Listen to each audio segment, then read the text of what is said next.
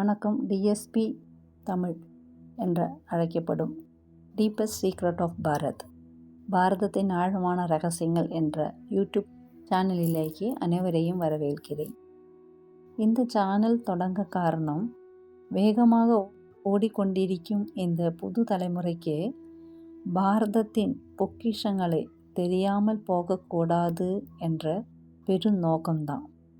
பாரதத்தில் தோன்றிய மகான்களை பற்றி அவர்களின் கதைகளை ஆடியோ மூலம் உங்களுக்கு எடுத்துரைக்க போகிறேன். முதலில் நம்முடன் வாழ்ந்து கொண்டிருக்கும் ஸ்ரீ எம் என்ற மகா யோகியை பற்றி சொல்ல நினைக்கிறேன். ஏனென்றால் அவர்கள் வாழ்ந்து கொண்டிருக்கும் போது நாமும் வாழ்ந்து கொண்டிருக்கிறோம். அதனால் இமயகுருவின் இதய சீடன், ஒரு யோகியின் சுயசரிதை ஸ்ரீ எம் அவர்களின் கைப்படையால் எழுதப்பட்ட அந்த சுயசரிதத்தை உங்களுக்கு முன் நான் அவதரிப்பிக்கப் போகிறேன். முகவுரை: தென்னிந்தியாவின் கடற்கரையோரத்திலிருந்து உறைபனி சூழ்ந்த ரகசியங்கள் நிறைந்த உயரமான இமயமலைக்கு சென்று அங்குள்ள அசாதாரண மனிதர்களை சந்தித்து அவர்களுடன் நேர்ந்த அபூர்வ மற்றும் நம்பவே முடியாத அனுபவங்களை பகிர்ந்து கொண்ட சாகச பயணம் இது. இந்த பயணத்துக்கு உங்களை என்னுடன் அழைத்து செல்வதற்கு முன்னால் சில விஷயங்களை தெளிவுபடுத்த விரும்புகிறேன். இந்த புத்தகத்தில் எழுதியிருக்கும் பல அனுபவங்களை இதுவரையில் நெருங்கிய நண்பர்களுக்கு கூட சொல்லாமல் இதயத்திலேயே பூட்டி வைத்திருந்தேன். இந்த விஷயங்களை ஏன் இவ்வளவோ ரகசியமாக வைத்திருந்தேன்? ஏன் இப்பொழுது இந்த புத்தகத்தின் மூலம் மனம் திறக்கிறேன்?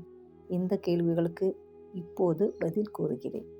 எனது ஆசான் பாபாஜி, நான் ஏதோ ஒரு சமயத்தில் சுயசரிதம் எழுதுவேன் என்று சொல்லி இருந்தாலும் அதை மேற்கொள்வதற்காக அவரிடம் இருந்து ஒப்புதல் எதுவும் 2 வருடங்களுக்கு முன் வரை கிடைக்கவே இல்லை. அதற்கு பிறகு மிகுந்த தயக்கத்துடன் எழுத ஆரம்பித்தேன். ஆனாலும் கூட 2 முக்கியமான காரணங்களுக்காக 6 மாதம் வரை யோசித்து கொண்டிருந்தேன். ஆன்மீகத்தை தேடும் உண்மையான அன்பர்கள் ஆன்மீக உலகில் உழையும் வசீகரமான கட்டுக்கதைகளில் சிக்கி அந்த பாதைக்குரிய அவசியமற்றும் நடைமுறை பயிற்சிகளை தவறவிட்டுவிடக்கூடாது என்னும் பயம் முதலாவது காரணம். இதை படிக்கும் பகுத்தறிவாளர்கள் இதில் எழுதப்பட்டு இருக்கும் சில சம்பவங்களை நம்பவே முடியாத விசித்திரங்களாக கருதி இந்த புத்தகத்தையே கற்புமை அப்பிய வெற்று காகித கட்டு என ஒதுக்கிவிடுவார்களோ என்னும் பயம் 2வது காரணம். ஆனாலும் கீழ்கண்ட விஷயங்களை இதை எழுதுவதற்கு எனக்கு தைரியம் அளித்தன. முதலாவதாக, நான் அடைந்த அனுபவங்களை எழுதுவது என் கடமை. இந்த புத்தகத்தை ஏற்பதையும் ஒதுக்குவதையும் இதை படிக்கும் கடவுள் நம்பிக்கை இல்லாத சிறுபான்மையினரிடமே விட்டுவிடுகிறேன். இதை படிக்க ஆவலுடன் எதிர்பார்த்து இருக்கும் பெரும்பான்மையினருக்காக எழுதாமல் இதை நம்மால் சிறுபான்மையினருக்காக எழுத தயக்கம் காட்டுவது சரியல்ல என்றும் உணர்ந்தேன். 2வதாக, ஸ்ரீ பரமஹம்ச யோகானந்தர் எழுதிய ஒரு யோகியின் சுயசரிதம் வெளிவந்த பிறகு உண்மையான ஆன்மீக சுயசரிதங்கள் மிக சிலவே வந்து இருக்கின்றன.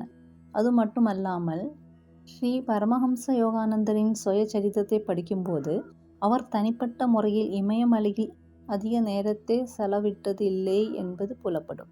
அதனால்தான் நான் இமாலயத்தில் அடைந்த அனுபவங்களை இங்கே சொல்ல வேண்டுமென நினைத்தேன். தவிரவும் இதை படிக்கும் அன்பர்களுக்கு ஏதாவது சந்தேகங்கள் உண்டானால் அவற்றை என்னால் தெளிவுபடுத்த ஆவலுடன் காத்திருக்கிறேன். 3வதாக, மாபெரும் ஆசான்களான பாபாஜியும் ஸ்ரீ குருவும் ஆத்மீக பரிணாம முன்னேற்றத்தின் அலைகளை பின்புலத்தின் அமைதியாக இருந்து கொண்டு தங்களது செல்வாக்கினை செலுத்தி நடத்தி கொண்டிருக்கிறார்கள் என்பதை உறுதிப்படுத்தவும் எழுதினேன். படிப்பவர்களுக்கு எந்தெந்த பகுதி நம்ப முடியாததாக வினோதமாக தோன்றுகின்றனவோ அவற்றை ஒதுக்கிவிட்டு இதர பகுதிகளை படிக்குமாறும், ஸ்ரீ குரு மற்றும் பாபாஜியின் ஒப்பற்ற போதனைகளை படிக்காமல் தவறவிட்டுவிட வேண்டாம் என்றும் வேண்டிக் கொள்கிறேன். எனது குருவை பற்றி சொல்ல வேண்டுமென்றால், ஸ்ரீ விவேகானந்தர் அவர்கள் ஒருமுறை அவருடைய பாதங்களில் இருந்து விடும் சிறு புழுதியில் ஒரு சிறு துகள் கூட 1000 விவேகானந்தர்களை உருவாக்கி இருக்க முடியும் என்று தனது குருவான ஸ்ரீ ராமகிருஷ்ண பரமஹம்சரை பற்றி சொன்னதை குறிப்பிட விரும்புகிறேன்.